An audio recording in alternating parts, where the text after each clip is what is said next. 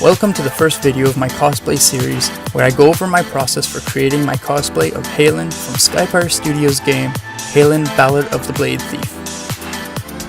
This game was created as my group's university final project and was showcased this year at the Capital Gaming Expo held in Ottawa. We're very proud of our game and want people to be able to experience the universe we've created. As I attend Ottawa Comic Con every year and make my own costumes, I figured why not make the main character from my own video game. This costume has many parts and details, but I decided to start with what might be the most recognizable part, the helmet. To start, I used tinfoil and wrapped it on my head and face. The foil was then taped together to keep my head shape.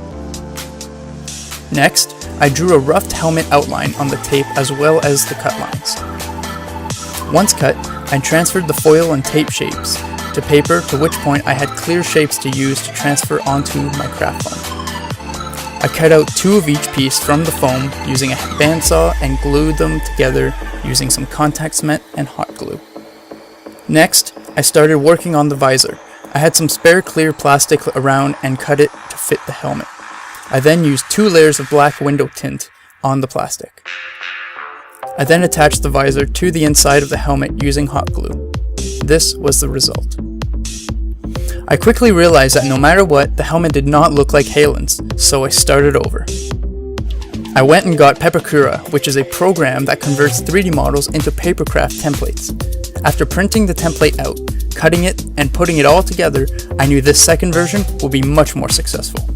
Now that the paper pieces were together, I created my own cut lines and started transferring the shapes to foam. Using hot glue, I slowly put the ear-like pieces together. I then moved on to the main helmet shape.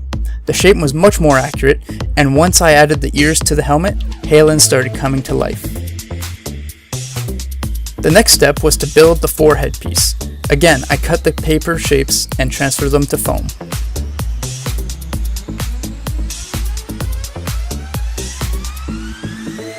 The way the helmet pieces were shaped, I had to create a system for keeping the edges together. Using spare foam pieces and hot glue, I made this.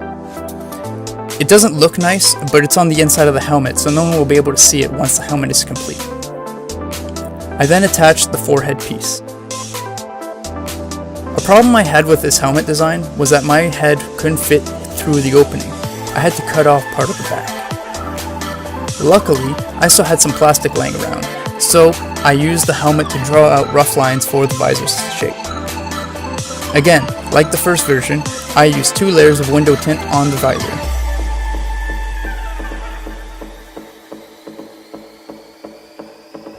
I then went back to the back piece. I was able to reattach it using Velcro on the piece and helmet. This enabled me to put the helmet on and still keep the right helmet shape.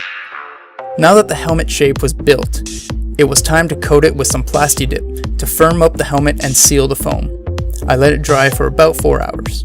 Something that I really wanted to do but had never done before was implement electronics in a costume. For Halen, I thought why not make her eyes glow, just like in the game. I had a friend help me get the required parts, and then I went to code the eyes. Using a switch and 2 LEDs, I had my lights working. I then came up with the idea of using hot glue to spread the light in the shape of eyes.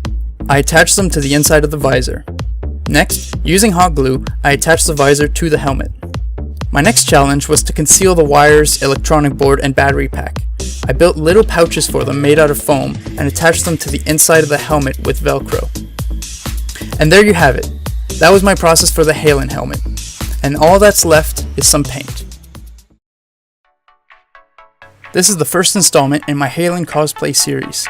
In the next videos, I will go over my process for the gun, chest piece, and more. Thank you for watching.